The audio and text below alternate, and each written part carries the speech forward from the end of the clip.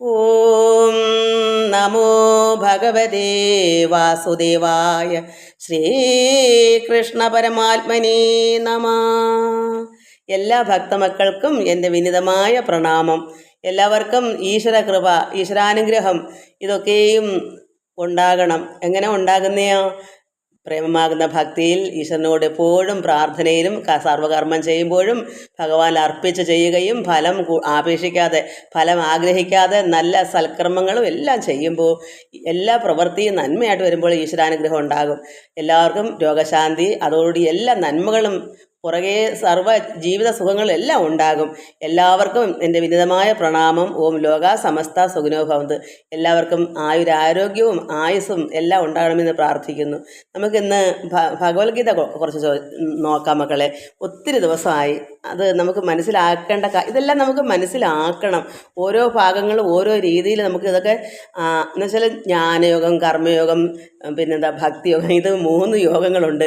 ചിലർക്ക് ഭക്തി ഉള്ളവർക്ക് ഭക്തിയോഗം മാത്രമേ കാണൂ, കർമ്മയോഗം കാണത്തില്ല. കർമ്മങ്ങൾ ചെയ്യും, അത് യോഗമായി മാറത്തില്ല. യോഗമാണെങ്കിൽ എന്താണ്, ഫലേച്ഛ കൂടാതെ കർമ്മം ചെയ്യുകയും സൽക്കർമ്മങ്ങൾ ചെയ്യുകയും എല്ലാം ഒന്നും ആഗ്രഹിക്കാതെ എല്ലാവരോടും എന്താ പറയുക, ഒരു ഈശ്വരൻ നമ്മൾ എന്ത് ചെയ്യുന്നതും ഈശ്വരനാണ് ചെയ്യുന്നുള്ള ഒരു വിശ്വാസം, ഒരു ഉറപ്പ് നമ്മളൊന്നും തന്നെ ചെയ്യുന്നില്ല. എല്ലാം ഭഗവാനിൽ അർപ്പിച്ച് ചെയ്യുന്നു. ഇത് ഈശ്വരൻ ചെയ്യുന്നു. ഇപ്പം തന്നെ ഞാൻ ഈ പറയുന്നത് ഞാനല്ല, കാരണം എന്നിലൊരു ഞാനുണ്ട്, ആ ഞാനാണ് ചെയ്യുന്നത്. അതായത് പരമാത്മാവാണ് ചെയ്യുന്നത്. നമുക്ക് യാതൊരു അവകാശവും അതിനില്ല. നമ്മുടെ ഈ ശരീരം കൊണ്ട് എന്തോ ഒരു ദാസിപ്പണി ചെയ്യുന്നു, അത്രയേ ഉള്ളൂ. അങ്ങനെ ഓരോ കർമ്മങ്ങൾ നമുക്ക് നമ്മുടെ വീട്ടുപണിയായാലും മറ്റ് ഉദ്യോഗമായാലും എല്ലാം നേരെ കൈ വരുന്നത് നമുക്ക് അനുഭവിക്കാം. അതിൻ്റെ ഫലം നമുക്ക് കിട്ടുമെന്നുള്ള രീതിയിൽ ചെയ്താൽ അത് യോഗമാവത്തില്ല. നമ്മൾ ഫലം ആഗ്രഹിച്ചല്ലയോ ചെയ്യുന്നത്. ഞാനെന്തൊരു തൊഴിൽ ചെയ്താൽ എനിക്ക് ഇത്ര രൂപ കിട്ടും, അല്ലെ ഇന്ന ഫലം കിട്ടും, അല്ലെ ഇന്നത് കിട്ടും, എന്തെങ്കിലും കിട്ടും. ഒരു മകനെയോ മകളെയോ നമ്മൾ പ്രസവിച്ച് വളർത്തി അവർ വളർന്നു വരുമ്പോൾ അവർ നമുക്ക് ഉതകും എന്ന് ചിന്തിക്കുന്ന ആഗ്രഹമാണ്. അതൊന്നും വേണ്ട, നമ്മളൊന്നും തന്നെ ചെയ്യുന്നില്ല. എല്ലാം ഈശ്വരനാണ് ചെയ്യുന്നത്. നമുക്ക് അതിൻ്റെ ഫലവും വേണ്ട, പുണ്യവും വേണ്ട, ദോഷവും വേണ്ട, ഒന്നും വേണ്ട. അത് അങ്ങനെ ഓരോ കർമ്മങ്ങളും ചെയ്തു വരുമ്പോഴാണ് അതിന് യോഗമായി മാറുന്നത്. കാരണം അവിടെ ഒന്നും ആഗ്രഹിക്കുന്നില്ല. നമ്മൾ നേരം വെളുക്കുന്നത് കൃത്യനിഷ്ഠമായിട്ട് എന്തൊക്കെയോ ചെയ്യുന്നു, അത് നിത്യേന ചെയ്തുകൊണ്ടിരിക്കുന്നത്, നിത്യവും ചെയ്യുന്ന കാര്യങ്ങൾ ചെയ്തുകൊണ്ടിരിക്കുന്നു. അത് മാത്രമേ നമുക്ക് ചിന്തകൾ, എന്തും ചെയ്ത് തീർക്കേണ്ട കാര്യങ്ങൾ തീർക്കുന്നു. അപ്പോൾ അതാണ് ഭഗവാന് ഇഷ്ടം, അതാണ് യോഗം. അല്ലാതെ ഇന്ന് ഞാൻ ഇറങ്ങിപ്പോയി ഇന്നതുപോലെ ചെയ്താൽ എനിക്ക് ഇത്ര രൂപ കൂലി കിട്ടും, അല്ലെങ്കിൽ എനിക്ക് ഇന്ന ഒരു ഒരു നല്ലൊരു പ്രവൃത്തി, നിങ്ങൾക്ക് നന്മ വരട്ടെ ഒരാൾ നന്ദി പറഞ്ഞാലോ അതും നമുക്ക് ആവശ്യമില്ല. ദോഷം പറഞ്ഞാലോ അതും നമുക്ക് ആവശ്യമില്ല. നിങ്ങൾ എന്താ ചെയ്ത് തെറ്റല്ലേ ചെയ്തെന്ന് ഒരാൾ നിന്ദിച്ചാലോ അതും നമുക്ക് ആവശ്യമില്ല. നന്മയും വേണ്ട, തിന്മയും വേണ്ട. ഈ യോഗം എന്ന് പറയുന്നത് ഭഗവാനോട് ചേരുക.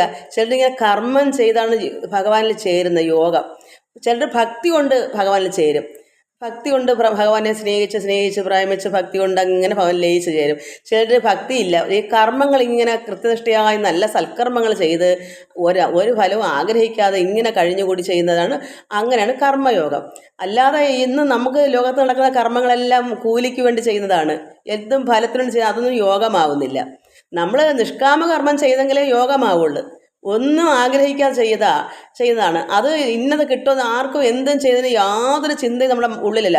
കണ്ടതൊക്കെ ചെയ്യുന്നു, അത്രയേ ഉള്ളൂ. നേരെ വല്ലതും കൈ വരുന്നു, അത് സന്തോഷം. അത് ആര് തരുന്നു? ഭഗവാൻ തരുന്നു. ഭഗവാൻ തരുന്നതെല്ലാം നന്നായിട്ട് നമുക്ക് വാങ്ങിക്കുകയോ എടുക്കുകയോ നമുക്ക് ഉപയോഗിക്കുകയോ ചെയ്യാണ്. അത് നമുക്ക് വേണമല്ലോ, അല്ലാതെ അത് കിട്ടും. ചിലപ്പോൾ നമ്മൾ ചെയ്യുന്ന ഒരു കൂലി ആഗ്രഹിച്ചാണ് ചെയ്യുന്നതെങ്കിൽ എനിക്ക് 100 രൂപയുടെ ജോലിയാണ്, എനിക്ക് 70 രൂപ തന്നുള്ളൂ, ബാക്കി 30 രൂപ എന്ത് ചെയ്യും? അപ്പോൾ അത് ആഗ്രഹമല്ലേ. അതേസമയം ഒരു ഭക്തൻ എന്ത് ചെയ്യും? ഇത് ഭക്തി വേണ്ടതാണ്. ഞാൻ കർമ്മയോഗമുള്ള ഒരു ഭക്തി ഇല്ലാതെ കർമ്മയോഗം ചെയ്യുന്നവരുണ്ട്, എല്ലാ യോഗവും ഉള്ളവരുമുണ്ട്. അപ്പം നമുക്ക് ഒരു ഭക്തൻ എപ്പോഴും കൈ കിട്ടുന്നത് ഈശ്വരനാണ് തരുന്നത്. അപ്പോൾ അത് 10 രൂപ കൂടിയാലും കുറഞ്ഞാലും നമ്മൾ ശ്രദ്ധിക്കത്തില്ല. അത് കൈ നീട്ടി ഭഗവാനെ സങ്കല്പിച്ച് വാങ്ങിക്കുക, പോക്കറ്റിലിടുക. അതാണ് ആ യോഗം നമുക്ക് വേണ്ടത്. അതല്ല ഇത് നുള്ളിപ്പിച്ച് നോക്കുന്നത് എത്ര രൂപ, എനിക്ക് 100 രൂപയാണ് ഇന്ന് ഈ ജോലിക്കുന്ന കൂലി, എന്തേ ബാക്കി? അവിടെ തീർന്ന ആ കർമ്മത്തിന് യാതൊരു ഫലവും ഇല്ല. അപ്പോൾ അത് നമുക്ക് സാധാരണ ലാഭം കൊണ്ട് കൊയ്യുന്നൊരു ജോലിയായിട്ട് വരും. അത് പാടില്ല. അതെല്ലാവരുടെയും കാര്യമല്ല ഇത് പറയുന്നത്, ഒരു ഭക്തന് വേണ്ട കാര്യമാണ് പറയുന്നത്. നമുക്ക് ഈശ്വരങ്കിലേക്ക് അടുക്കാനുള്ളതിനാണ് ഞാൻ പറയുന്നത്. ഈശ്വരങ്കിലേക്ക് അടുക്കണമെങ്കിൽ നമ്മൾ എല്ലാം പരോപകാരമാണല്ലോ ഭഗവാൻ പറഞ്ഞേക്കുന്നത്, അങ്ങോട്ടും ഇങ്ങോട്ടും പരോപകാരം. അപ്പം നമുക്ക് നിത്യവൃത്തി കഴിക്കാൻ നിവർത്തിയില്ലെങ്കിൽ നമ്മൾ ചെയ്യുന്നതിന് അതിന് അർഹതപ്പെട്ടത് ആരും വല്ലതും തന്നാൽ അത് ഈശ്വരൻ നമ്മളെ കൊണ്ട് ചെയ്യിക്കുന്നു, ഈശ്വരൻ അവരെ കൊണ്ട് തരിയിക്കുന്നു, അത്രയേ ഉള്ളൂ. ഞാൻ ഈ പറയുന്ന ഞാൻ ഈ പറഞ്ഞുകൊണ്ടിരിക്കുന്ന ഒരു വ്യക്തി അല്ല അത് ചെയ്യുന്നത്, എന്നിലിരിക്കുന്ന ഞാനാണത് ചെയ്യുന്നതാണ് നമ്മുടെ മനസ്സിൽ വരുന്നത്. ഈശ്വരാർപ്പണം അതാണ്. നമ്മൾ അല്ലാതെ ഞാനാകുന്ന വേറൊരുത്തനുണ്ട്, നമ്മളെ ഉള്ളിൽ ഒരു വ്യക്തിയാണ്, അതല്ല ചെയ്യുന്നത്. നമ്മളുടെ ഞാനുണ്ട്, ആ പരമാത്മാവുണ്ട്, ആ പരമാത്മാവാണ് നമ്മളിൽ നിന്ന് ചെയ്യിക്കുന്നത്. അപ്പോൾ നമുക്ക് യാതൊരു വിഷമവും ഉണ്ടോ? ഞാനൊന്നും ചെയ്തില്ലല്ലോ, അല്ല ഭഗവാനല്ലേ ചെയ്യുന്നത്. അതുപോലെ മറ്റുള്ളവരിൽ നിന്ന് തരിയിക്കുന്നതാരാ? അതും ആ പരമാത്മാവാണ്. നിനക്കെന്ന് ഇത്രയും മതി. നമ്മൾ സന്തോഷത്തോടെ എന്താ തരുന്നോന്ന് നമുക്ക് ചിന്തിക്കേണ്ട കാര്യമില്ല. കൈ രണ്ടും നീട്ടി പ്രാർത്ഥിച്ച് തൊഴുതുകൊണ്ട് നമ്മൾ പോക്കറ്റിലിട്ടുണ്ടെങ്കിൽ പോരുക ചെയ്യേണ്ടത്. അതാണ് അങ്ങനെ ചെയ്യുന്ന കർമ്മങ്ങളാണ് കർമ്മയോഗം. അത് 100-ൽ അല്ലെങ്കിൽ 1,00,000-ലോ 1000-ലോ അല്ലെങ്കിൽ അവിടെ 1-2 അങ്ങനെ കാണും. എല്ലാവർക്കും അത് പറഞ്ഞിട്ടില്ല. അങ്ങനെ ഉള്ളതാണ് നമ്മളിവിടെ പഠിക്കുന്നത്. നമ്മൾ അങ്ങനെ ആയി തീരാനാണ്. കുറേശ്ശെ നമ്മൾ അങ്ങനെ ഇങ്ങനെ ഉള്ളവരുണ്ട്, ഇത് അങ്ങേയറ്റം ആയവരുണ്ട്. നമുക്ക് തുറന്നു നോക്കാൻ പോലെ ആരൊക്കെ ഇങ്ങനെ ആയെന്ന്. ചിലപ്പോൾ നമ്മുടെ മക്കളിൽ തന്നെ പലരും ഇങ്ങനെ ഉള്ളവരുണ്ട്. ഈ കർമ്മയോഗം ഇങ്ങനെ മനസ്സറിയുക. കാരണം അങ്ങനെ നമ്മൾ അറിയാതെ തന്നെ ഇത് വായിച്ച് പഠിക്കുന്ന മുമ്പേ അങ്ങനെ ആയൊരു വ്യക്തിയാണ് ഞാൻ. ഇതെല്ലാം ജന്മന എന്നിലത് ഉണ്ടായിരുന്നു. അതുകൊണ്ട് എനിക്കിത് പറഞ്ഞു തരാൻ പറ്റും. അതാണ് കാരണമെന്ന്. കാരണം ഞാനങ്ങനെ ഒന്നിലും ഒരു കാര്യമൊക്കെ ചെയ്തു കൊടുക്കുമ്പോൾ, അല്ലെങ്കിൽ നമ്മുടെ വീട്ടിൽ എന്തെങ്കിലും കാര്യത്തിൽ വന്നാൽ ഞാൻ അതിന് കൂലി ചോദിച്ചു വാങ്ങിക്കുക, അല്ലെങ്കിൽ ഒരു കാര്യത്തിന് വില വാങ്ങിക്കുക, അങ്ങനെ ചെയ്യാം. എന്നിലുണ്ടോ അതങ്ങ് കൊടുക്കുക. അങ്ങനെയുള്ളൊരു സ്വഭാവം എനിക്ക് പണ്ടേ ഉണ്ട്. അതുകൊണ്ട് എനിക്കിത് പറഞ്ഞുതരാൻ പറ്റും. സംഭവം എനിക്ക് കർമ്മയോഗം എന്തെന്നോ എനിക്ക് അല്ലാതെ അറിയത്തില്ല. ഞാൻ എൻ്റെ പ്രവൃത്തി ഇന്നതാണ് കർമ്മയോഗം. അത് യോഗം ചേർച്ചയാണ്, ഭഗവാനോട് ചേരുന്നതാണ്. അപ്പോൾ നമ്മൾ ചെയ്യുന്ന കർമ്മമാണല്ലോ, തൊഴിലാണല്ലോ. അത് നമ്മളിങ്ങനെ നിഷ്പക്ഷമായി നിഷ്കാമ കർമ്മം എന്ന് പറയുന്നത് അതാണ്. അത് നമ്മൾ തന്നെ നമ്മുടെ ബുദ്ധി കൊണ്ട് നമ്മളങ്ങനെ ആയി തീർന്നൊരു വ്യക്തിക്ക് അത് പറഞ്ഞുതരാൻ പറ്റും. അല്ലെങ്കിൽ നമ്മളത് പഠിച്ചെടുക്കണം. ഇതിപ്പോൾ ഞാൻ എൻ്റെ പ്രവൃത്തി കൂടെ അത് നമ്മുടെ എന്തും നമ്മൾ കർമ്മം എന്ന് വെച്ചാൽ അതാണ് നമ്മുടെ ഗുരു. എന്താ നമ്മൾ നിത്യേന അനുഭവിക്കുന്നതാണല്ലോ നമ്മുടെ ഗുരു. നമ്മുടെ തന്നെ അനുഭവങ്ങളാണല്ലോ ഗുരു എന്ന് പറയുന്നത്. ഒരു പ്രത്യേക ഗുരു ഇല്ലെങ്കിൽ നമ്മുടെ ഉള്ളത്തിൽ തന്നെ ഈശ്വരൻ നമുക്ക് ഗുരുവായുണ്ട്. അതുകൊണ്ടാണ് പറയുന്നത്. അപ്പം നമുക്ക് എന്താ ചെയ്യേണ്ട? കർമ്മയോഗമുണ്ട്, ജ്ഞാനയോഗമുണ്ട്. ഇതെല്ലാം അറിയുന്നതും ഈ അറിയുന്നതിനെ നമുക്ക് മറ്റുള്ളവർക്ക് കൊടുത്ത് അതും നിഷ്കാമകർമ്മമായിട്ട് മറ്റുള്ളവർക്ക് ഈ ജ്ഞാനം, ഈ അറിവ് ഈശ്വരനാകുന്നു. ഈ അറിവ് മറ്റുള്ളവർ കൊടുക്കുന്നത് ഒരു ജ്ഞാനയോഗമാണ്. അത് ജ്ഞാനം, അറിവിൻ്റെ യോഗം. നമുക്ക് എന്താ ഉള്ള അല്പമേ ഉള്ള എനിക്ക് ഒരു LKG UKG എന്ന് പറയാം. അത് മറ്റുള്ളവർക്ക് അത് നമ്മുടെ സന്തോഷപ്രകാരം മറ്റുള്ളവർക്ക് അങ്ങോട്ട് അടിച്ചേൽപ്പിക്കുകയാണ് ചെയ്യുന്നത്. അതും ജ്ഞാനയോഗമാണ്. ഇന്ന് മിക്കവാറും എല്ലാവരും എന്താ ഒരു അക്ഷരം പോലും പറഞ്ഞു കൊടുക്കണമെങ്കിൽ ഒരു സ്കൂൾ പോലെ വെച്ചിട്ട് കുറേ പിള്ളേരെ ഇരുത്തി ട്യൂഷൻ എടുത്ത് അവർക്കുള്ളത് ഫീസ് വാങ്ങിച്ച് നമ്മൾ പറഞ്ഞു കൊടുക്കുന്നുണ്ട്. അത് ജ്ഞാനയോഗമല്ല. പണ്ടൊക്കെ ഗുരുശിഷ്യ ബന്ധം പറഞ്ഞാൽ ആ ഗുരുക്കന്മാരിൽ എന്തുണ്ടോ അത് മറ്റുള്ളവർക്ക് കൊടുക്കുക. അതും നിഷ്കാമ യോഗം, ജ്ഞാനയോഗം. അതും ഒരു ഫലവും ആഗ്രഹിച്ചല്ല ചെയ്യുന്നത്. അപ്പോൾ ഇങ്ങനെ അറിവ് പകർന്നു കൊടുക്കുന്ന ഒരു ജ്ഞാനയോഗമാണ്. അത് കർമ്മം അങ്ങനെ ഫലം ആഗ്രഹിക്കാതെ ചെയ്ത് കൊടുക്കുന്നതും കർമ്മയോഗമാണ്. അതുപോലെ തന്നെയാണ് ഭക്തിയോഗം. ഭഗവാനിൽ ഭക്തി വർദ്ധിച്ച് ഒരു കാര്യത്തിനും ആഗ്രഹിക്കാതെ ഭഗവാനെ തന്നെ ശരണം പ്രാപിച്ചത് ഭക്തിയോഗം. ഇതൊക്കെ ഞാൻ സത്യം പറഞ്ഞാൽ ഇതൊന്നും ഞാൻ പഠിച്ചിട്ടുള്ളതല്ല, ഒന്നുമല്ല. ഇത് എൻ്റെ മനസ്സിനകത്ത് എൻ്റെ മനസ്സിൽ ഉള്ള പ്രവൃത്തിയിൽ കൂടി ഞാനത് പറഞ്ഞത് ശരിയാവണമെന്നില്ല. ഞാൻ എൻ്റെ അനുഭവം പറഞ്ഞത് ചിലപ്പോൾ ഇങ്ങനെ ആയിരിക്കണമെന്നുമില്ല. പക്ഷെ ഞാൻ ഇങ്ങനെയാണ് ചിന്തിക്കുന്നത്. എൻ്റെ ശരിയാണിത്, അത് എനിക്കറിയും. അതുകൊണ്ട് നമുക്ക് കഴിഞ്ഞ പ്രാവശ്യം വായിച്ചത് എന്താണെന്ന് വെച്ചാൽ അതിൻ്റെ ബാക്കി. അപ്പോൾ 3 യോഗം: ഭക്തിയോഗം, ജ്ഞാനയോഗം, കർമ്മയോഗം. ഇത് 3 ഒരു വ്യക്തിക്കുണ്ടെങ്കിൽ ചില മനുഷ്യർക്ക് ജ്ഞാനയോഗം മാത്രമേ കാണൂ. കാരണം ഇതെല്ലാം അറിഞ്ഞ് കൊടുക്കാനുള്ളൊരു ഇപ്പം ടീച്ചർമാർ എല്ലാം പഠിപ്പിച്ച് ഇപ്പം MA ഒക്കെ പഠിച്ചവർ സ്കൂളിൽ പഠിപ്പിക്കുന്നു. അത് അറിവാണ്, ഈ ലോക അറിവ്. അത് എല്ലാവരും നിത്യത്തൊഴിലെടുത്ത് അവനവൻ്റെ ഉപജീവനത്തിന് ആണല്ലോ ഇങ്ങനെ പഠിക്കുന്നത്. വെറുതെ അങ്ങനെ അതും നല്ല ഭക്തന്മാരെന്ത് ചെയ്യും? ഒരുപാട് കുട്ടികൾക്ക് വെറുതെ ക്ലാസ് എടുത്ത് കൊടുക്കുന്നുണ്ട്. അതൊക്കെ നല്ല ജ്ഞാനികളാണ്. ചിലരങ്ങനെ ഒരു വാക്ക് പറഞ്ഞു കൊടുക്കണം, അതിന് ഇത്ര രൂപ ഫീസ്. അത് ഈശ്വരനോട് ചേരാൻ പറ്റുന്നതല്ല. എല്ലാം നമ്മൾ ഫലേച്ഛ കൂടാതെ ചെയ്തു കൊടുക്കണം. അപ്പം ചിലർക്ക് ഇങ്ങനെ കർമ്മയോഗത്തിന് പറഞ്ഞേക്കും, അവർക്ക് ചിലപ്പോൾ ജ്ഞാനയോഗം വേണമെന്നില്ല. അതായത് പ്രവൃത്തികൾ ചെയ്തതുപോലെ ഒരു ഫലം ആഗ്രഹിക്കാതെ കർമ്മങ്ങൾ ചെയ്ത് കൊടുക്കും, അത് കർമ്മയോഗം. ചിലർക്ക് ജ്ഞാനയോഗം കാണത്തില്ല, ഭക്തിയോഗം കാണത്തില്ല.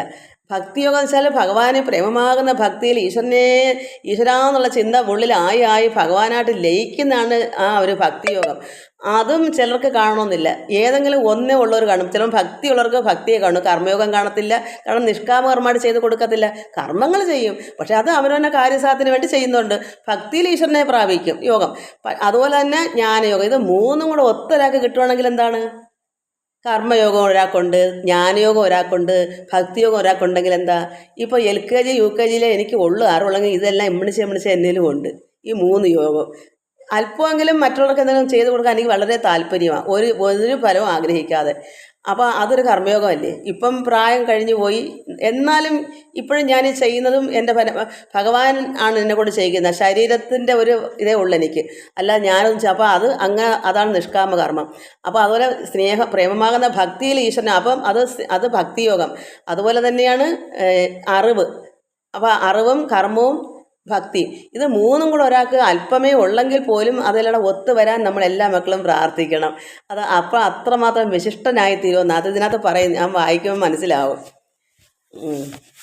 നമ്മൾ കഴിഞ്ഞ പ്രാവശ്യം വായിച്ചത് കർമ്മയോഗം 3-ാം അധ്യായം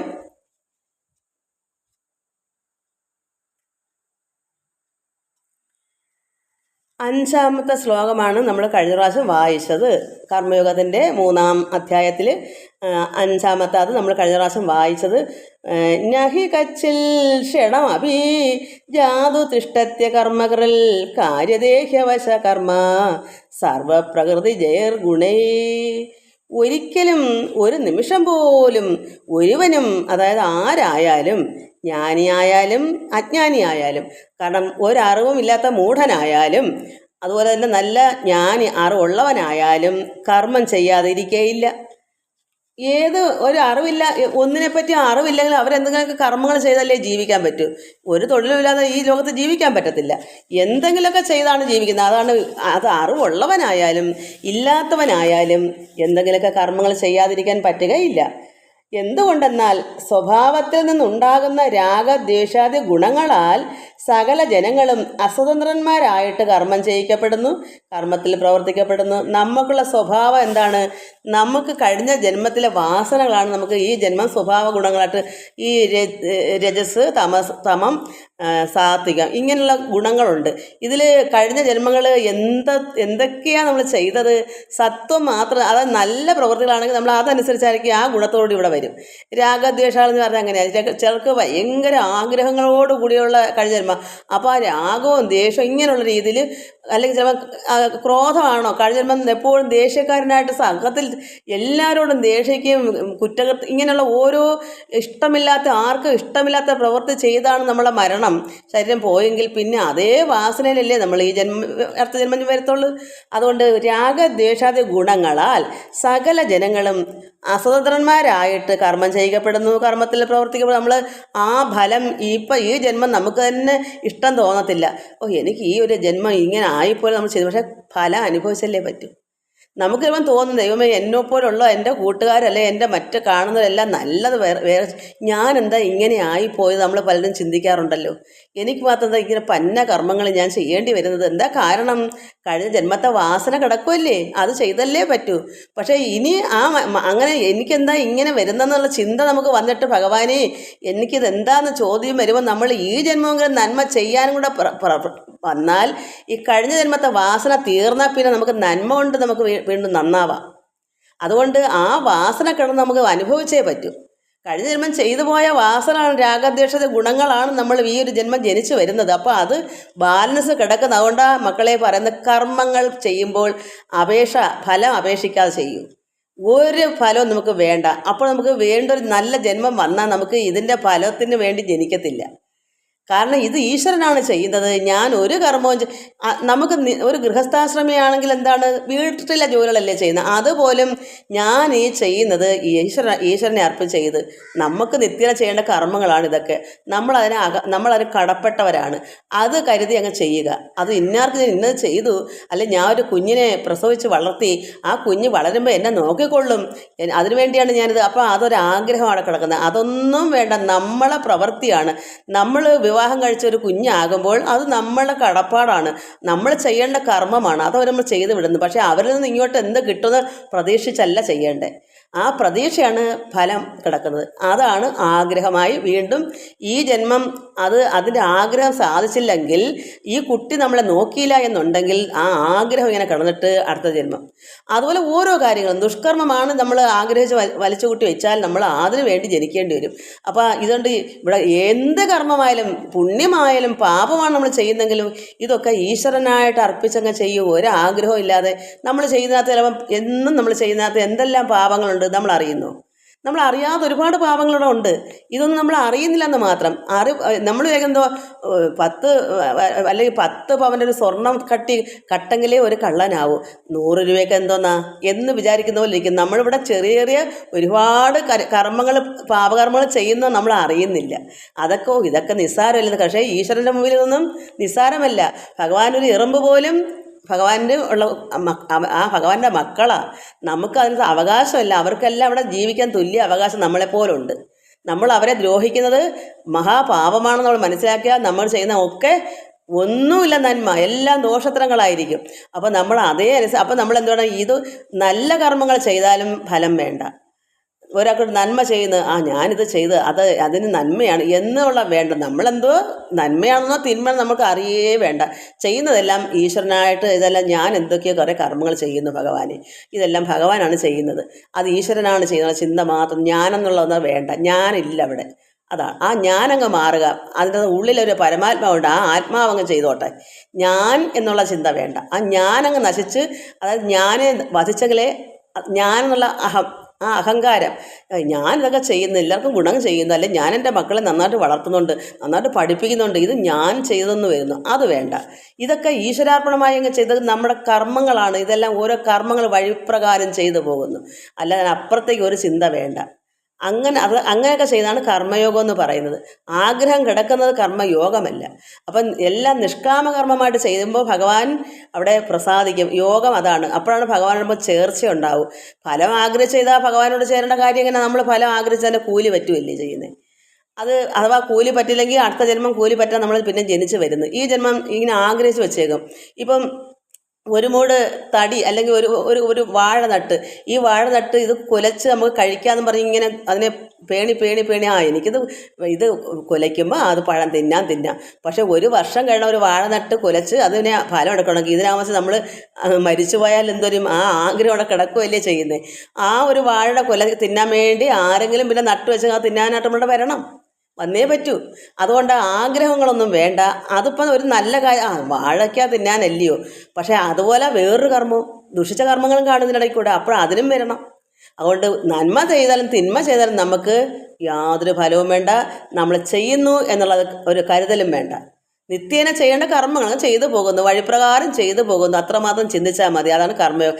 ആ കർമ്മയോഗത്തെ പറ്റിയാണ് പറഞ്ഞത്. ആരായാലും ഏതൊരുവനായാലും ജ്ഞാനിയായാലും അത് അറിവുള്ളവനായാലും അറിവില്ലാത്തവനായാലും കർമ്മം ചെയ്തേ പറ്റൂ, തൊഴിൽ ചെയ്തേ പറ്റൂ. എന്തെന്നാൽ സ്വഭാവത്തിൽ നിന്നുണ്ടാകും നമ്മൾ കഴിഞ്ഞ ജന്മത്തിലെ സ്വഭാവ ഗുണങ്ങളെ വാസനയാണ് ഇപ്പോൾ ചെയ്യേണ്ടി വരുന്നത്. അത് ഏത് ജന്മങ്ങളിൽ നമ്മൾ എന്തെങ്കിലും ചെയ്ത് ദുഷിച്ചതായാലും നല്ലതായാലും ചെയ്യാനായിട്ട് തന്നെ നമ്മൾ വന്നേ പറ്റൂ. എന്താണ് നമുക്ക് ബാലൻസ് കിടക്കുന്നത്, അതിന് വേണ്ടി ഇവിടെ ജനിച്ചു വരുന്നു. അതുകൊണ്ട് എല്ലാ ജനങ്ങളും അസ്വതന്ത്രന്മാരായിട്ട് കർമ്മം ചെയ്യിക്കപ്പെടുന്നു, കർമ്മത്തിൽ പ്രവർത്തിക്കപ്പെടുന്നു. അത്രയും മനസ്സിലായി കാണുമല്ലോ. കഴിഞ്ഞ പ്രാവശ്യം ഒന്നുകൂടെ ഇതാണ് അന്നേരം പല രീതിയിലും മക്കൾക്ക് പറഞ്ഞെന്നല്ല മനസ്സിലായി. അന്ന് ഇതൊക്കെയാണോ പറഞ്ഞതെന്ന് എനിക്കറിയില്ലല്ലോ. ഞാനിത് വഴിപ്രകാരം ഒന്നും പഠിച്ചു വെച്ചതല്ലല്ലോ. അന്നേരം എൻ്റെ മനസ്സിലെ യുക്തി വരുന്നു, അതുപോലെ പറയുന്നു എന്നുള്ളതേ ഉള്ളൂ. പഠിച്ചു വെച്ചാലേ പറഞ്ഞതുപോലെ എനിക്ക് പറയാൻ പറ്റൂ. അപ്പോൾ അന്നേരം എന്താ പറഞ്ഞതെന്ന് എനിക്ക് തന്നെ അറിയത്തില്ല, ഞാനത് ഓർത്ത് വെച്ചിട്ടില്ല. അപ്പോൾ ഇപ്പം ഞാൻ ഈ പറഞ്ഞത് ചിലപ്പോൾ അന്നേരം ഇതിനുള്ള വ്യത്യാസം കാണും. ഇതും യഥാർത്ഥ ശരിയുള്ള കാര്യമാണ്. പറഞ്ഞാൽ ഒരു ദിവസം പറഞ്ഞാലും തീരാത്ത കഥകൾ പറയാൻ കാണും. അപ്പോൾ പല രീതിയിൽ പറയുമ്പോൾ മക്കൾക്ക് മനസ്സിലാവുമല്ലോ, അതുകൊണ്ട് പറയുന്നതാ. നമുക്ക് അടുത്ത 6ാമത്തെ ശ്ലോകം വായിക്കാം. കർമ്മേ ഇന്ദ്രിയാണി സംയമ്യ യ ആസ്തേ മനസാ സ്മരൻ ഇന്ദ്രിയാർത്ഥാൻ വിമൂഢാത്മാ മിഥ്യാചാരസ ഉച്യതേ. വാക്ക് പാണ്യാദി കർമ്മേന്ദ്രിയങ്ങളെ അടക്കിയിട്ട് ഏതൊരുത്തൻ മനസ്സുകൊണ്ട് ഭഗവത് ധ്യാനത്തെ ചെയ്യാതെ വിഷയങ്ങളെ വിചാരിച്ചു കൊണ്ടിരിക്കുന്നുവോ വിവേകശൂന്യനായ അവൻ കപടാചാരൻ എന്ന് പറയപ്പെടുന്നു. ഇതിങ്ങനെ വായിച്ചാൽ ഒട്ടും വായിക്കാത്തവർക്കത് മനസ്സിലാവത്തില്ല. അതുകൊണ്ടാണ് ഞാൻ ഇത് വായിച്ചിട്ട് തന്നെ വിവരിച്ച് പറഞ്ഞില്ലേ ഒന്നും മക്കൾക്ക് മനസ്സിലാവുന്നത്. കാരണം ഞാൻ കുറച്ച് മുമ്പ് പണ്ട് ഇതൊക്കെ വായിച്ചിട്ട് എന്ത് വായിച്ചെന്ന് എനിക്ക് തന്നെ അറിയില്ല. ഇപ്പോഴിതിങ്ങനെ ഇടുന്നതിൻ്റെ പേരിൽ ഞാനത് ചിന്തിക്കുന്നു, അത്രയേ ഉള്ളൂ. അപ്പോൾ വാക്കെന്ന് പറയുന്നത് ഇപ്പം ഞാൻ ഈ പറയുന്ന വാക്കല്ലേ, വാ കൊണ്ട് പറയുകയല്ലേ, അതൊരു പ്രവൃത്തിയല്ലേ, കർമ്മമല്ലേ. അതുപോലെ അപ്പോൾ ഈ വാക്ക് ഒരു കർമ്മം. നമ്മൾ ഇന്ദ്രിയങ്ങളെന്ന് പറഞ്ഞാൽ ഇന്ദ്രിയങ്ങളെന്ന് വെച്ചാൽ ജ്ഞാനേന്ദ്രിയം 5, കർമ്മേന്ദ്രിയം 5. ഇതിപ്പോൾ നമ്മൾ കർമ്മേന്ദ്രിയത്തെ പറ്റിയാണ് പറയാം, കർമ്മം ചെയ്യുന്ന ഇന്ദ്രിയങ്ങളെ പറ്റിയാണ് പറയാം. അപ്പം ഞാൻ ഈ പറയുന്ന വാക്കും ഒരു ഇന്ദ്രിയമാണ്. വാക്കുകൊണ്ട് ഈ വാക്കുകൾ പറയുന്നത് ഇപ്പോൾ ഒരു കർമ്മമാണ്. ഇപ്പം അധ്യാപകർ സ്കൂളിൽ കുട്ടികളെ പഠിപ്പിക്കുന്നത് അതൊരു കർമ്മമല്ലേ. പക്ഷെ വാ കൊണ്ട് അലയ്ക്കുന്നു, അതാണ്. അതുപോലെ പാണിയാദി കാലുകൊണ്ട് നൃത്തം ചെയ്യുന്നു, നടന്നു, ഓടുന്നു, ചാടുന്നു. കാലില്ലെങ്കിൽ എന്തൊക്കെ ചെയ്യാൻ പറ്റും. കർമ്മം ചെയ്യണേ കാല് തന്നെ വേണം, നമുക്ക് നിൽക്കണ്ടേ. അപ്പം കൈകൊണ്ട് എന്തെല്ലാം പ്രവൃത്തിയാണ് ചെയ്യുന്നത്. നമ്മൾ ഈ ലോകത്തെ പ്രവൃത്തി ചെയ്യുന്ന കർമ്മങ്ങൾ ചെയ്യുന്നതെല്ലാം കൈകൊണ്ടും കാലുകൊണ്ടൊക്കെ തന്നെ, വാ കൊണ്ടും. ഇപ്പം വാക്കുകൊണ്ടും. പക്ഷേ ഈ എന്താ പറയുക, ജ്ഞാനേന്ദ്രിയ 5 എന്ന് പറയുന്നത് എന്താണ്? അറിയുന്നതാണ്. കണ്ണുകൊണ്ട് കണ്ടറിയുന്നു. അത് അല്ല, കണ്ണുകൊണ്ട് നമ്മളൊന്നും കർമ്മം ചെയ്യുന്നല്ല പറയുന്നത്. കർമ്മേന്ദ്രിയം എന്ന് വെച്ചാൽ വാക്ക്, കൈകൊണ്ട്, കാലുകൊണ്ട്, അവയവങ്ങൾ കൊണ്ട് ചെയ്യുന്ന ജോലികൾക്കാണ് കർമ്മം എന്ന് പറയുന്നത്. അത് കർമ്മേന്ദ്രിയം 5, ജ്ഞാനേന്ദ്രിയം 5. ജ്ഞാനം വെച്ചാൽ ഇപ്പോൾ ചെവി കൊണ്ട് കേട്ടറിയുന്നു. ചെവി കേട്ടും ഇറങ്ങിപ്പോയി കളച്ചില്ല, ഒന്നും ചെയ്യുന്നില്ല. പക്ഷേ ഇവിടെ ഇരുന്ന് കേൾക്കുന്ന, അതാണ് അറിയുന്നതാണ്. അപ്പോൾ ചെവി ഒരു ഇന്ദ്രിയം, അത് പഞ്ചേന്ദ്രിയം, ജ്ഞാനേന്ദ്രിയം എന്ന് പറയും. ഈ 5 ഇന്ദ്രിയത്തിൽ ഒന്ന് ചെവിയാണ്. അപ്പോൾ ആ ചെവിയിൽ കൂടെ നമ്മൾ കേട്ടറിയുന്നു, അപ്പം അറിവല്ലേ. കണ്ണുകൊണ്ട് കണ്ടറിയുന്നു, അറിവല്ലേ. ശ്വസനം, അത് ശ്വസനേന്ദ്രിയം, മൂക്കൊണ്ട് ശ്വസിച്ച് മണത്തൊക്കെ നമ്മൾ അറിയുന്നു. മണം അല്ലാതെ നമ്മൾ മൂക്ക് എങ്ങും പോയിക്കൊണ്ടൊന്ന് മണം അറിയാം. ഇവിടുത്തെ മണം ഇവിടെ വന്ന് നമ്മൾ മണം പിടിച്ച് മൂക്കൊണ്ട് അറിയുന്നു. നാക്ക് രസനേന്ദ്രിയം. എന്ത് നാക്കിൽ വെച്ചാൽ കയ്പും പുളിപ്പും എല്ലാം തിരിച്ചറിയാനുള്ളൊരറിവ്. അപ്പോൾ എന്തൊക്കെയായി? മൂക്കൊന്ന്, നാക്കൊന്ന് 2, കണ്ണൊന്ന് 3, ചെവി 4, തൊലി, സ്പർശനം. നമ്മൾ തൊട്ടപ്പോൾ ഞാൻ തൊട്ട് അറിയുന്നത്. ഇതൊക്കെയാണ് ജ്ഞാനേന്ദ്രിയം. കാരണം ഇത് ചില മക്കൾക്ക്, എനിക്കും ഇതിനു മുമ്പ് അറിയില്ല എന്തൊക്കെയാണെന്ന്. ഇങ്ങനെ പഞ്ചേന്ദ്രിയങ്ങൾ പറയും, പക്ഷേ അറിയുന്ന ഇന്ദ്രിയങ്ങൾ മുഖത്ത് തന്നെ ആയിരിക്കുന്നതല്ല. ഇതെല്ലാം ഈ പറഞ്ഞ ഇന്ദ്രിയങ്ങൾ മുഖത്ത് തന്നെ ഉണ്ട്, വേറെ എങ്ങും പോകണ്ട. തൊലി നമ്മുടെ ഇവിടെ ഉണ്ട്, സർവാംഗം ഉണ്ടെങ്കിലും നമുക്ക് ഇവിടെ ഞാൻ തൊട്ട് അറിഞ്ഞ്, മണം അറിഞ്ഞ്, നോക്കി കണ്ടറിഞ്ഞ്, ചെവി കേൾക്കുന്നു അറിഞ്ഞ്. പിന്നെന്താ? രസനം, നമ്മൾ നാക്കിൽ എന്ത് വെച്ചാൽ അറിയുന്നത്. ഈ ഇന്ദ്രിയങ്ങളാണ് ജ്ഞാനേന്ദ്രിയ, ജ്ഞാനം, അറിവ്. അപ്പം 5 ജ്ഞാനം എന്ന് പറയാൻ അറിയുക. നമ്മളിതൊക്കെ അറിയുന്നതാണ്. പക്ഷെ കർമ്മം ചെയ്യുന്നത് എന്തുകൊണ്ടൊക്കെയാണ്? ഇപ്പം സംസാരിക്കുന്നത് വാക്കുകൊണ്ട്, ഇങ്ങനെ അത് വാ കൊണ്ട് സംസാരിക്കുക, അതൊരു കർമ്മമാണ്. അത് മുഖത്തെന്താ ഒരു കർമ്മം. പിന്നെന്താ? കൈ കൊണ്ട് ചെയ്യുന്നത്. പിന്നെ നമുക്ക് എന്തൊക്കെ ഓരോ കർമ്മങ്ങൾ, നമ്മുടെ ഇന്ദ്രിയങ്ങൾ എന്തൊക്കെ കർമ്മങ്ങളാണ് ചെയ്യുന്നത് വെച്ചാൽ അത് നമ്മളങ്ങ് നോക്കുകയോ. അത് 5 കർമ്മങ്ങൾ. കൈയും കാലും വായും ഇങ്ങനെ എന്തെങ്കിലുമൊക്കെ കാണും. എനിക്കൊക്കെ എല്ലാം പറയാൻ എനിക്ക് അറിയത്തില്ല. നമുക്ക് ഓരോ വികാരങ്ങളുടെയൊക്കെ ചെയ്യുന്ന കർമ്മങ്ങളെല്ലാം കർമ്മങ്ങളാണ്. എന്താ പറയുക അതിന്? നമ്മുടെ അവയവങ്ങൾ കൊണ്ട് ചെയ്യുന്നതൊക്കെ എന്താണെന്ന് വെച്ചാൽ അതൊക്കെയാണ് കർമ്മങ്ങൾ. അത് നമുക്ക് നിത്യേന അല്ലെങ്കിൽ എപ്പോഴെങ്കിലും എന്തെങ്കിലുമൊക്കെ നമ്മൾ ജോലികൾ ചെയ്യുമല്ലോ. എന്ത് ജോലി അങ്ങനെയൊക്കെയാണ്. അങ്ങനെയുള്ള എല്ലാം 5 കർമ്മ ഇന്ദ്രിയങ്ങളാണ്.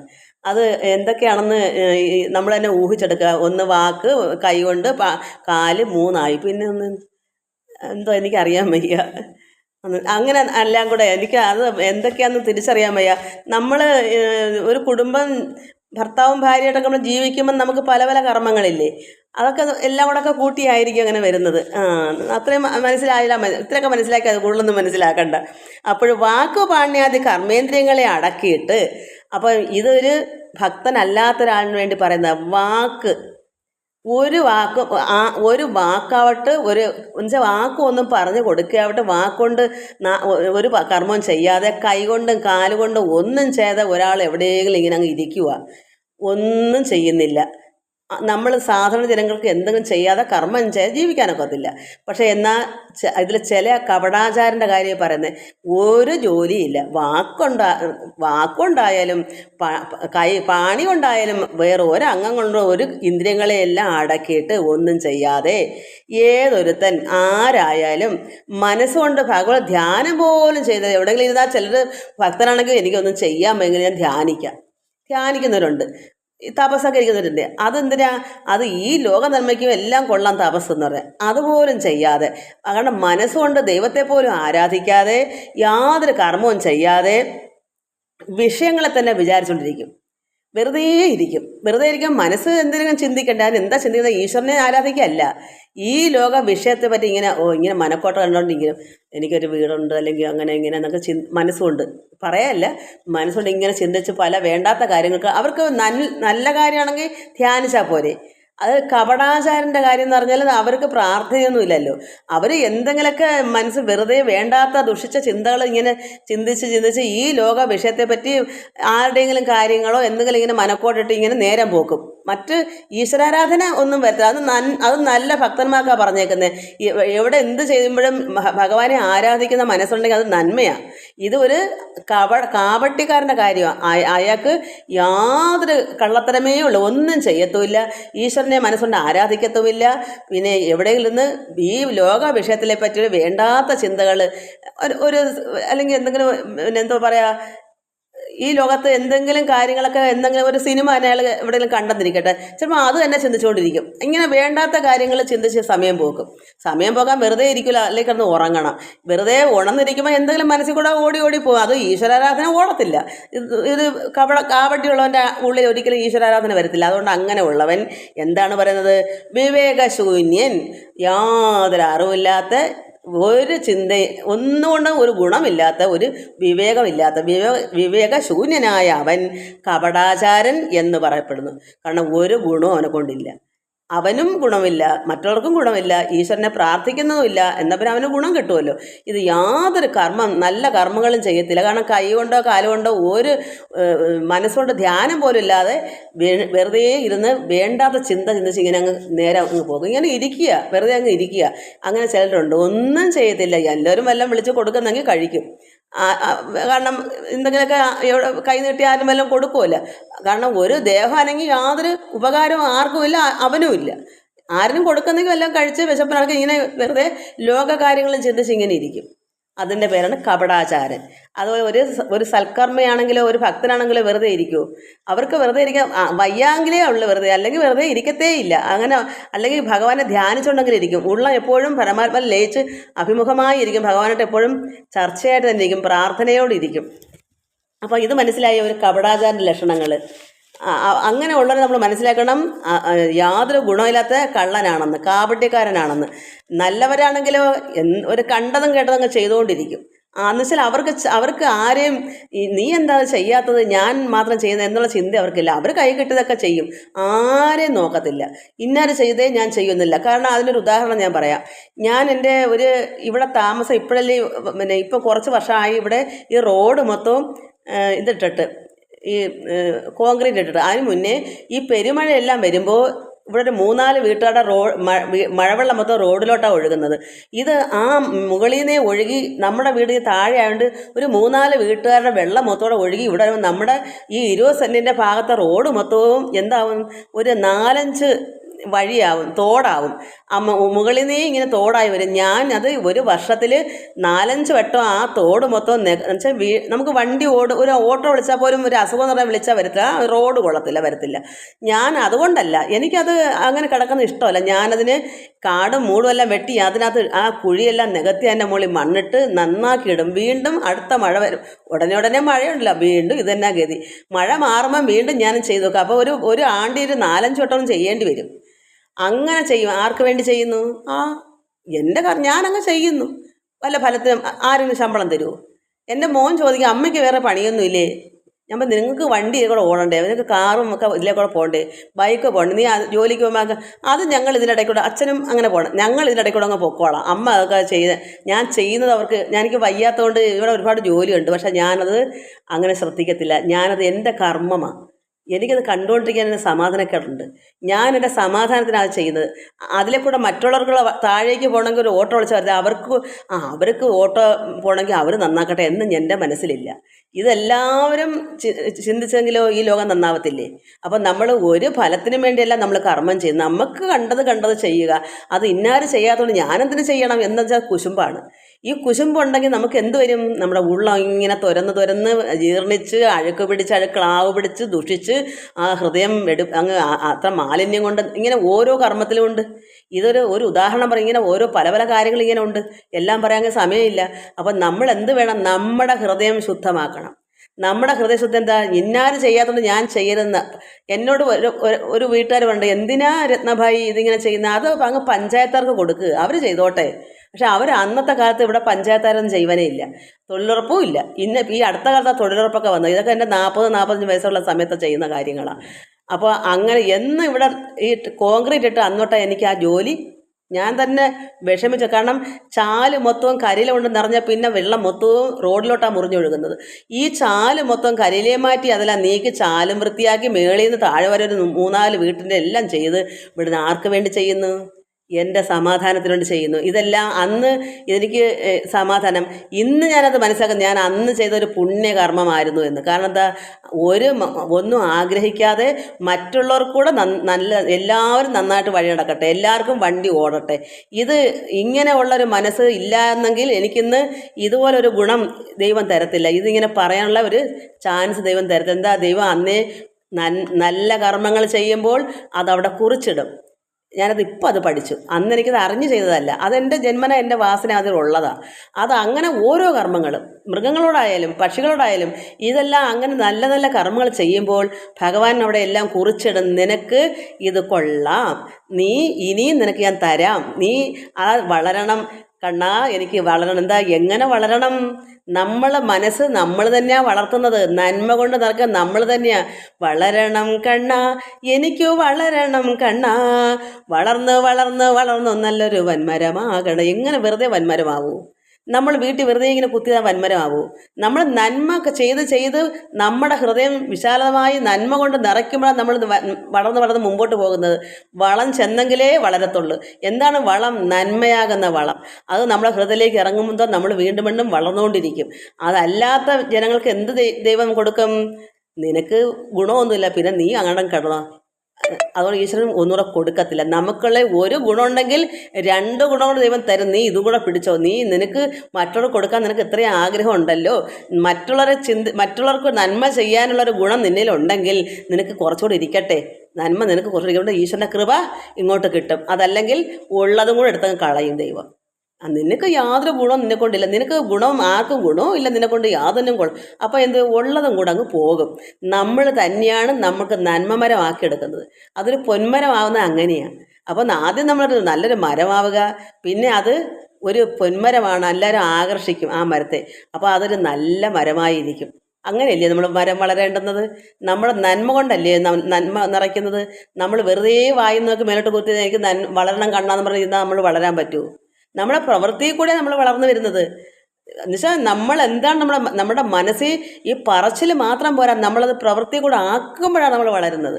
എല്ലാം പ്രവൃത്തി കൂടെയാണ്. അപ്പോൾ നമ്മളാൽ ഒക്കുന്ന ചെറിയ ചെറിയ കാര്യങ്ങൾ പോലും അത് പ്രവൃത്തിയിൽ അന്ന് ഉണ്ടെങ്കിൽ ഭഗവാൻ അന്ന് ചിന്തിക്കും, ഇത്രയും വയ്യാത്തൊരു അന്നേ എനിക്ക് വയ്യായികയുണ്ട്, ഇത് ചെയ്താൽ പോയി കിടപ്പവനെ. കാരണം കുനിഞ്ഞിന്ന് എത്രമാത്രം നമ്മട്ടിയും കൊണ്ട് മുതലിനൊക്കെ വെട്ടി കിളച്ചിട്ടാണ് ഈ റോഡൊക്കെ നന്നാക്കുന്നറിയാമോ?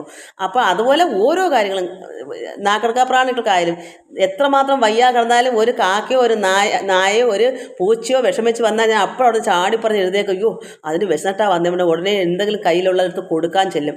അങ്ങനെ ഞാൻ ഇരുട്ടൊളുക്കുന്നവർ എൻ്റെ ജോലിയേ ഇതാ. ഈ മൃഗങ്ങൾക്ക് വേണ്ടിയൊക്കെ പല അനാഥ മൃഗങ്ങളൊക്കെ ഉണ്ടായിരുന്ന ഇപ്പം എനിക്ക് എല്ലാം ഒഴിഞ്ഞിപ്പോൾ കാക്കയും കിളിയൊക്കെ ഉള്ളൂ. ഇപ്പം അങ്ങനെ നമ്മൾ ഓരോ പ്രവൃത്തിയിലും നന്മ ചെയ്യുമ്പോഴാണ് ഭഗവാൻ മനസ്സിലാക്കുന്നത്, നിനക്ക് കുറച്ചുകൂടി ഇരിക്കട്ടെ, അല്ലാതെ കിട്ടത്തില്ല മക്കളെ. നമുക്ക് പ്രവൃത്തി കൊണ്ടും ഈ ഭഗവാനുള്ള ഭക്തിയും സ്നേഹവും, അത് കർമ്മയോഗവും ജ്ഞാനയോഗവും അതായത് ഭക്തിയോഗം, ഇത് 3 നമുക്ക് വേണം. അല്പമേ ഉള്ളൂ എന്നെങ്കിലും ഭക്തിയാകുന്ന യോഗം പരമാത്മ ചേരുന്നതാണ് യോഗം. യോഗം ഈശ്വരനെ ചേരുക. നല്ല സൽക്കർമ്മങ്ങളും നല്ല നിഷ്കാമ കർമ്മം ചെയ്ത് മറ്റുള്ളവരെ കണ്ട് പഠിക്കരുത്. മറ്റുള്ളവർ എന്താ ചെയ്യാത്ത എനിക്കും ചെയ്യേണ്ട, എന്താ നമ്മൾ നന്നാവൂ. ഞാനപ്പോൾ അതുപോലല്ലേ ആവത്തുള്ളൂ. ചിലർ പറയുന്നത് നിങ്ങളെന്താ ചെയ്യാത്തത് എന്നാൽ ഞാനും ചെയ്യുന്നില്ല എന്ന് പറയുന്നുണ്ട്. പക്ഷെ നമ്മൾ നന്നാവണമെങ്കിൽ, നമ്മുടെ ഹൃദയം ശുദ്ധമാണെങ്കിൽ, നമുക്ക് സമാധാനം വേണമെങ്കിൽ നമ്മൾ ചെയ്യണം. മറ്റുള്ളവരെ കണ്ടിരുന്നാൽ നമ്മൾ അതുപോലെ ആയിപ്പോകും. അത് കണ്ട് നമ്മൾ പഠിക്കും. നമ്മൾ നമ്മെ പഠിക്കണം. അത് കണ്ട് മറ്റുള്ളവർ പഠിക്കട്ടെ. നമ്മൾ നമ്മെ പഠിച്ചു വരുമ്പോൾ അവർ കൊള്ളാം. എൻ്റെ അടുത്ത് ഇവിടെ അടുത്തൊരാളുണ്ടായിരുന്നു. എല്ലാവരും ആ കുട്ടി ജീവിക്കാൻ പഠിച്ചതാണെന്ന്. അത് ചിലർക്ക് അറിവുള്ളവർക്കറിയാം അങ്ങനെ. പക്ഷേ അറിവില്ലാത്തവർ നിങ്ങൾ അതിനതൊക്കെ ചെയ്യുന്നത്, എന്തൊക്കെ അവിടെ കിടക്കട്ടെ, അല്ലെങ്കിൽ അത് പഞ്ചായത്തുകാർ ചെയ്യട്ടെ. അവരാരും ആർക്ക് വേണ്ടി ഒരു ഉപകാരം ചെയ്യുന്ന ആൾക്കാരല്ല ആ പറയുന്നത്. വയ്യെങ്കിൽ ചെയ്യാതിരുന്നാൽ പോരെ, ചെയ്യുന്നവരെ കൂടെ പറഞ്ഞു കൊടുക്കുക നിങ്ങളത് ചെയ്യണ്ടാന്ന്. ഇതാണ് ചിലരുടെയൊക്കെ കർമ്മയോഗം. അപ്പോൾ അങ്ങനെയുള്ളവരുടെ അവസ്ഥ അത് എല്ലാവർക്കും മനസ്സിലാവും. അവിടെയൊക്കെ എങ്ങനെയൊക്കെ അവരൊക്കെ ജീവിച്ച് പോയതെന്ന് ഇപ്പോൾ എവിടെയെങ്കിലും ഇല്ല. അപ്പോൾ ആ മനസ്ഥിതി എങ്ങനെ ഇരിക്കുന്നു അത് ഭഗവാൻ കണ്ടുകൊണ്ടാണ് ഇരിക്കുന്നത്. നമ്മളെ മൊത്തവും വീക്ഷിക്കുന്നുണ്ട് ഈശ്വരൻ. നമ്മളെന്ത് ചെയ്യുന്നു, നമ്മളെന്ത് പ്രവർത്തിക്കുന്നു വെച്ചാൽ മൊത്തവും, നമ്മളെന്ത് പറയുന്നു, നമ്മുടെ മനസ്സ് എങ്ങനെയാണ് ഉള്ളത്തിലിരിക്കുക ഈശ്വരൻ അതെല്ലാം ഭഗവാൻ അറിഞ്ഞുകൊണ്ടിരിക്കുന്നത്. അപ്പം നല്ല കർമ്മങ്ങൾ ചെയ്താൽ നമുക്ക് ഈശ്വരൻ അത് കണ്ടുകൊണ്ടിരിക്കുന്നു. ഞാനത് അന്നൊന്നും അത് അറിഞ്ഞല്ല ചെയ്തത്. പക്ഷെ അത് ഇന്ന് ഞാൻ മനസ്സിലാക്കുന്നു. ഞാൻ അന്നേ ചെയ്യുന്ന ഓരോ കാര്യത്തിനും എൻ്റെ തമ്പുരാൻ അവിടെയൊക്കെ കുറിച്ചിട്ടിട്ടുണ്ടായിരുന്നു. അതുകൊണ്ട് ഇവിടെ വിവേകശൂന്യനായിട്ടല്ല നമ്മൾ വേണ്ടുന്നത്. സർവ്വപേർക്കും ആനന്ദപ്രദമാകുന്ന നല്ല നല്ല കർമ്മങ്ങളും അതായത് നല്ല വിചാരങ്ങളും നല്ല പ്രവൃത്തികളും എല്ലാം മനസ്സുകൊണ്ടായാലും വാക്കുകൊണ്ടായാലും പ്രവൃത്തികളുടെ എല്ലാം നന്മയായിരിക്കണം. അപ്പോൾ നമുക്ക് അങ്ങനെയാണ് നമ്മൾ നല്ലൊരു മരമായി വളരുന്നത്. അയ്യോ സമയം പോയല്ലോ. ഏഴാമത്തെ ഇത് യസ്തിന്ദ്രിയാണി മനസാ നിയമ്യാരഭതേ അർജുന കർമ്മേന്ദ്രിയൈ കർമ്മയോഗ അസക്ത സ വിശിഷ്യതേ. യാവനൊരുത്തനാകട്ടെ ജ്ഞാനേന്ദ്രിയങ്ങളെ മനസ്സുകൊണ്ടടക്കിയിട്ട് നമ്മളെ ജ്ഞാനേന്ദ്രിയങ്ങളെ മനസ്സുകൊണ്ട്, കാരണം ഈ കണ്ണുകൊണ്ടും ഇതൊക്കെ കൊണ്ട് കാണുന്ന കേൾക്കുന്ന ഇതെല്ലാം അറിയുന്ന ഇന്ദ്രിയങ്ങളാണല്ലോ. ഞാൻ നേരത്തെ പറഞ്ഞു, നാക്കൊണ്ട് രുചിച്ചറിയും, തൊടുമ്പോൾ അറിയും, കണ്ണുകൊണ്ട് കണ്ടറിയും, ചെവി കൊണ്ട് കേട്ടറിയും. ഇതൊക്കെയാണ് ജ്ഞാനേന്ദ്രിയങ്ങൾ വെച്ചാൽ അറിയുക. പ്രവൃത്തി ചെയ്യാന്നല്ല, നമ്മളെല്ലാം അറിയുക. ഈ ഇന്ദ്രിയങ്ങളെ, ഈ 5 ഇന്ദ്രിയങ്ങളെ നമ്മൾ മനസ്സുകൊണ്ടങ്ങ് അടക്കും. മനസ്സുകൊണ്ട്, കാരണം ചെവി കൊണ്ട് കേൾക്കണ്ടാത്തത് ഇന്നത്തെ എവിടെ എന്തൊക്കെയോ നടക്കുന്നു, അല്ലെങ്കിൽ മറ്റ് വേണ്ടാത്ത ചില കാര്യങ്ങൾ ഇവിടെയൊക്കെ സംഭവിക്കുന്നത്. അത് കേട്ട് നമുക്ക് അത് കേൾക്കണ്ട എന്ന് മനസ്സ് പറയും, പോണ്ട, കേൾക്കണ്ട. അത് മനസ്സുകൊണ്ട് അതിനങ്ങ് അടക്കുക. അവിടേക്ക് പോകേണ്ട കാര്യമില്ല. വേണ്ട നല്ല കാര്യമാണെങ്കിൽ, ഇപ്പോൾ ഒരു ഭഗവത് നാമങ്ങൾ കേൾക്കുകയാണെങ്കിൽ അത് കേൾക്കാൻ കൊള്ളാം ഭക്തന്. അത് അപ്പോൾ മനസ്സ് പറയും, തടസ്സപ്പെടുത്തില്ല, അത് കേൾക്കാൻ കൊള്ളാം, കേട്ടോളൂ. അത് കേൾക്കാൻ കൊള്ളാത്ത ഈ ലോക വിഷയമായിട്ടിരിക്കുന്ന ഒരു ഭക്തന്, ഒരു യഥാർത്ഥ നല്ല ഭക്തൻ്റെ കാര്യമാണ് പറയുന്നത്. അതായത് ഈശ്വരനോട് യോഗിയായി തരുന്ന ഒരു ഭക്തൻ്റെ കാര്യമാണ് പറയുന്നത്. അപ്പോൾ കണ്ണുകൊണ്ട് കാണാൻ പാടില്ലാത്തത് മനസ്സ് പറയും കാണണ്ട, അവിടെ മനസ്സ് അതിനെ അടക്കുന്നത്. അപ്പോൾ ഇന്ദ്രിയങ്ങളെ, ഇങ്ങനെയുള്ള ഇന്ദ്രിയങ്ങളെ, തിന്നണ്ടാത്തത് നാക്ക് രസനം തോന്നും, അയ്യോ എനിക്ക് ഇന്നത് തിന്നാൽ കൊള്ളാമെന്ന് ആ നാക്കിന് രുചി തോന്നിയാൽ അതിനെ മനസ്സാകുന്ന ഇന്ദ്രിയം എന്ത് പറയും? വേണ്ട, അത് അവിടെ ഇരുന്ന് അവിടെ നോക്കാനും രുചിക്കാനും പോകണ്ട, ആ രുചി വേണ്ട, മനസ്സ് അതിനെ അടക്കുക. അങ്ങനെയുള്ള ഇന്ദ്രിയങ്ങളെല്ലാം അടക്കിയിട്ട് ഈശ്വരമുഖമാക്കി ചെയ്യുക. എന്താ ഈശ്വരമുഖമാക്കി ചെയ്തിട്ട് എല്ലാം നമ്മൾ ഈശ്വരനോടുള്ള ഭക്തി കൊണ്ടാണല്ലോ ഇതൊക്കെ ഇങ്ങനെ വരുന്ന ഒരു ഭക്തന്. എപ്പോഴും ഇങ്ങനെ ഇതെല്ലാം അടക്കിയിട്ട് നമ്മൾ അഭിമുഖമായി ഇരിക്കുന്ന എപ്പോഴും എന്താ, ഈ വേണ്ടാത്ത കാര്യങ്ങളൊക്കെ മനസ്സിൽ, ഈ ഇന്ദ്രിയങ്ങളെല്ലാം അടക്കിയിട്ട് നമ്മൾ എപ്പോഴും ഭഗവാനുള്ള സ്നേഹവും ഭക്തിയും ഇങ്ങനെ ഇരിക്കും. അത് ഈശ്വരമുഖം എന്ന് പറയുന്നത്. എപ്പോഴും നമ്മുടെ ഉള്ളിൽ എന്താ ഇരിക്കുക? പരമാത്മാവാണ്. ആ ഈശ്വരമുഖമാക്കി ചെയ്തിട്ട് എന്ത് കർമ്മങ്ങൾ ചെയ്തിട്ട് കർമ്മയോഗം. അതുകൊണ്ടാണ് നമുക്ക് എന്ത് ചെയ്താലും ഈശ്വരനോടുള്ള സ്നേഹം കൊണ്ടാണല്ലോ. അങ്ങനെ ആ ഇന്ദ്രിയങ്ങളെ കൊണ്ട്, കർമ്മേന്ദ്രിയങ്ങളെ കൊണ്ട് കർമ്മയോഗത്തെ, കർമ്മയോഗമാകുന്ന ഉപായത്തെ, എന്ത് കർമ്മമായാലും ഫല അപേക്ഷ കൂടാതെ അനുഷ്ഠിക്കുന്നുവോ. അപ്പം നമ്മൾ ഇത് പെട്ടെന്ന് ഞാൻ പറയുവാണ്. അപ്പം നമ്മൾ കർമ്മങ്ങൾ എന്ത് ചെയ്താലും ഈശ്വരനോട് ചേർന്നിരുന്നു കൊണ്ട് ആ കർമ്മം ചെയ്യും. നമ്മൾ ചെയ്യുന്നു, ഞാൻ ചെയ്യുന്നു എന്നുള്ളതല്ല, ഈശ്വരനോട് ചേർന്ന് ചെയ്യുമ്പോൾ അത് ആര് ചെയ്യുന്നു? നമ്മുടെ മനസ്സ് എവിടെ ഇരിക്കുന്നു? ഭഗവാനിലിരിക്കുന്നു. അപ്പോൾ ആ കർമ്മം ആര് ചെയ്യുന്നു? ഈശ്വരൻ, ആ ആത്മാവ്, പരമാത്മാവ് ചെയ്യുന്നു. അപ്പോൾ അവിടെ നമുക്ക് ഫലം ആഗ്രഹിക്കേണ്ട കാര്യം നമ്മളൊന്നും ചെയ്യുന്നില്ലല്ലോ. പിന്നെ നമ്മളെന്താ ഫലം ആഗ്രഹിക്കുന്നത്? അവിടെ പരമാത്മാവല്ലേ നമ്മുടെ ഉള്ളിൽ ചെയ്യുന്നത്. നമ്മൾ ആ കർമ്മം ചെയ്യുമ്പോൾ ഈശ്വരനോട് സ്നേഹപ്പെട്ടിരുന്ന് ആ യോഗിയായി ഈശ്വരനോട് ചേർന്നിരുന്നല്ലേ നമ്മൾ ചെയ്യുന്നത്. അപ്പോൾ അത് ഫല അപേക്ഷ കൂടാതെ അനുഷ്ഠിക്കുന്നുവോ. അങ്ങനെ ഒരു ഭക്തൻ ആരങ്ങനെ ചെയ്യുന്നത്? അവൻ വിശിഷ്ടനായിത്തീരുന്നു. നമുക്ക് അതല്ലേ ആവശ്യം? വിശിഷ്ടനാവുകയാണ് വേണ്ടുന്നത്. മറ്റുള്ള ഈ ലോകത്ത് 100-ൽ 99 പേരും ഈ ലോകചിന്തയിൽ ഫലം ആഗ്രഹിച്ചാണ് ചെയ്യുന്നത്. ചിലപ്പോൾ ഒരാളങ്ങനെ കാണും, ഒന്നും ആഗ്രഹിക്കുക ചെയ്യുന്നത്. അദ്ദേഹം വിശിഷ്ടനാണ്. എന്നാൽ ഈ ഫലം ആഗ്രഹിച്ച് ചെയ്യുന്ന ഈശ്വരനോട് അഭിമുഖമല്ലാതെ എന്തൊക്കെയോ ചെയ്ത് കൂലിയും വാങ്ങിച്ച് അന്നന്ന് എന്തൊക്കെ കർമ്മങ്ങൾ ചെയ്ത് ഈ ലോക ജീവിതത്തിൽ ജീവിക്കുന്നവർക്ക് ഭഗവാനോട് അഭിമുഖമില്ല. അവരാണത് ചെയ്യുന്നത്, ഞാൻ ചെയ്യുന്നുള്ള ഭാവത്തിൽ അവർ ചെയ്യുന്നത്. പക്ഷെ ഒരു ഭക്തൻ അങ്ങനെയല്ല ചെയ്യുന്നത്. ഇതെല്ലാം നമ്മളിരിക്കുന്ന പരമാത്മാവ്, ആ ജ്ഞാനായവൻ ചെയ്യുന്നു. അല്ലാതെ ഞാനുള്ള അഹം, ഞാൻ എന്നുള്ള ചിന്തയിൽ ചെയ്യത്തില്ല. അങ്ങനെ ഉള്ള ഒരാൾ, ഒരു ഭക്തൻ വിശിഷ്ടനായി തീരുന്നു. അത് മാത്രമല്ല, അങ്ങനെ വരുമ്പോൾ മനഃശുദ്ധി ദ്വാരേണ നമുക്കപ്പോൾ മനഃശുദ്ധി ഉണ്ടായി വരും. മനസ്സിൽ യാതൊരു കളങ്കവും കാണത്തില്ല. എപ്പോഴും അത് ഇന്ന് ചെയ്യുന്ന ഇതുപോലുള്ള കാര്യം നാളെ ഇരട്ടി ചെയ്യും. ആ മനസ്സിന് എന്തൊരു ആനന്ദമാണ്, എന്തൊരു മനഃശുദ്ധിയാണ്. ആ മനഃശുദ്ധി മുഖാന്തരം അവൻ ജ്ഞാനിയായിത്തീരുന്നു. ഇതിക്കുള്ള എന്താ വേണ്ടേ? ഒരു ജ്ഞാനിയുമാകുന്നു, ഒരു വിശിഷ്ടനായിത്തീരുന്നു. അപ്പോൾ നമ്മൾ ചെയ്യുന്ന കർമ്മങ്ങളുടെ ഗുണമാണെന്ന് മനസ്സിലാക്കണം. ഇതാണ് കർമ്മയോഗം. നമ്മൾ അന്നന്ന് ഓരോ തൊഴിൽ ചെയ്ത് ഇന്നത് ചെയ്താൽ ഇന്നത് കിട്ടും എന്ന് പറഞ്ഞ് യാതൊരു ഈശ്വരാരാധന ഇല്ലാതെ ഞാൻ ചെയ്യുന്നു എന്നുള്ള ഗമിച്ചതും കൊണ്ട് ചെയ്താൽ എന്ത് ഗുണമാണ് ഉള്ളത്? ഒരു വിശിഷ്ടവും അതിലില്ല, ഒരു നന്മയും ഇല്ല, ഒരു ജ്ഞാനിയും ആകത്തില്ല. പക്ഷേ നമ്മളൊരു നിസ്സാര പണിയായാലും നമ്മൾ ഭഗവാൻ ചെയ്യുന്നു, അത് ഈശ്വരാർപ്പണമായി ചെയ്യുന്നു, യാതൊരു ഫലവും ആഗ്രഹിക്കുന്നില്ല. എന്നാൽ നേരെ ഒരാൾ നമുക്ക് തരുവാണെങ്കിൽ അത് ഈശ്വരൻ അവരെ കൊണ്ട് തരിക്കുന്നത്. അപ്പോൾ ഈശ്വരൻ നമുക്ക് തന്നു, അല്ലാതെ ആ വ്യക്തിയിലിരിക്കുന്ന ആളല്ല, അതിലിരിക്കുന്ന ഈശ്വരൻ. അതിലും ഉണ്ട് ഈശ്വരൻ, എന്നിലും ഉണ്ട് ഈശ്വരൻ. ആ പരമാത്മാവ് എന്നെ കൊണ്ട് ചെയ്യിപ്പിക്കുന്നു, ആ പരമാത്മാവ് അദ്ദേഹത്തിൽ നിന്ന് നമുക്ക് തരിയിക്കുന്നു. അത് നേരെ കിട്ടുന്നത് നമുക്ക് നേരെ മേടിക്കാം. ഇന്നത് വെച്ചാൽ ഇന്നത് കിട്ടുമെന്നുള്ള പ്രതീക്ഷയോടെ അവരിന്ന് വാങ്ങിക്കുന്നത് ഈ ലോക ജീവിതമാണ്. അവർ വിശിഷ്ടനാവില്ല. എല്ലാം ഈശ്വരാർപ്പണമായി ചെയ്തും കൊണ്ട് പരമാത്മാവ് എന്താ നമുക്ക് നൽകിയിരിക്കുന്നത് അത് നമുക്ക് നേരെ ഒരാൾ ഭംഗിയായിട്ട് ഇത്രയും ഇരിക്കട്ടെ. നമ്മളൊരു കർമ്മം ചെയ്യുന്നു, ഭഗവാനെ അർപ്പിച്ച് നമ്മൾ ചെയ്തുകൊണ്ടിരിക്കുന്നു. ഒരു പുണ്യാത്മാവ് അങ്ങനെ അവിടെ ചെന്ന് സ്വാമി ഇതൊന്ന് ചെയ്തു തരുമെന്ന് എൻ്റെ അച്ഛനോട് തന്നെ എത്രയോ പേര് ചോദിച്ചിട്ടുണ്ട്. അച്ഛനത് ചെയ്തു കൊടുക്കും. അവിടെ എന്തോ കൂലിക്ക് വേണ്ടിയല്ല ചെയ്യുന്നത്, അങ്ങനെ ചെയ്തു കൊടുക്കുന്നതാണ് ഈശ്വരന് അഭിമുഖമായി നമ്മൾ ചെയ്യുന്നത്. അതും ഈശ്വരൻ, ഇതും ഈശ്വരൻ. ഈ പറഞ്ഞ് സ്വാമി അത് ചെയ്തു തരാമോ എന്ന് ചോദിക്കുന്ന ആളാരാ? അത് പരമാത്മാവ്. ഈ ചെയ്ത് കൊടുക്കുന്ന ആളാരാ? അതും പരമാത്മാവ്. അതിലും ഇതിലും ഞാനും നീയും ആരാ? ഏകമല്ലേ. അപ്പം അങ്ങോട്ടും ഇങ്ങോട്ടും ചെയ്വന ഒരാൾ തന്നെയാണ്. അവിടെ ആ പരമാത്മാവ് ആ ഉള്ളിൽ നിന്ന് എന്താ ഇങ്ങോട്ട് തരുന്നത്? സന്തോഷം രണ്ടേയും കൊണ്ട് നീട്ടി വാങ്ങിച്ച് ഭഗവാനെ അർപ്പിച്ച് പോക്കറ്റിലിടുക. എന്ത് കിട്ടി എന്നവിടെ നോട്ടമില്ല. എന്ത് കിട്ടി, എത്ര രൂപ കിട്ടി, അല്ലെ എന്ത് ഫലം തന്നാലും നന്ദി വാക്കുണ്ടോ അതും പ്രതീക്ഷിക്കേണ്ട. ഇവിടെ ചെയ്തതും പരമാത്മാവ്, ചെയ്യിപ്പിച്ചതും പരമാത്മാവ്, തരിച്ചതും പരമാത്മാവ്, മേടിച്ചതും പരമാത്മാവ്. അപ്പോൾ അവിടെ എന്തെങ്കിലും നീക്കുപോക്കായിട്ടുള്ള ഫല ആഗ്രഹം വല്ലതും ഉണ്ടോ? അങ്ങനെ ചെയ്യുമ്പോൾ എന്ത് വരും? ഫലം അവിടെ കെട്ടി കിടക്കത്തില്ല. ഒരു കർമ്മത്തിൻ്റെയും ഫലം ശേഷിക്കില്ല. വീണ്ടും ഒരു ജന്മം ജനിച്ചാലും പുണ്യാത്മാവായിട്ട് ജനിക്കാം. ഈ ജന്മം ചെയ്തതിൻ്റെ യാതൊരു ഫലത്തിനും വേണ്ടി നമുക്ക് അടുത്ത ജന്മം ജനിക്കേണ്ടി വരത്തില്ല. ദോഷമായാലും ഗുണമായാലും നന്മ ചെയ്തവനെ ദൈവം എന്തായാലും അധോഗതി കൊണ്ടിടത്തില്ല. നല്ലൊരു പുണ്യാത്മാവിൻ്റെ ഭവനത്തിൽ നമ്മളെ കൊണ്ടിടും.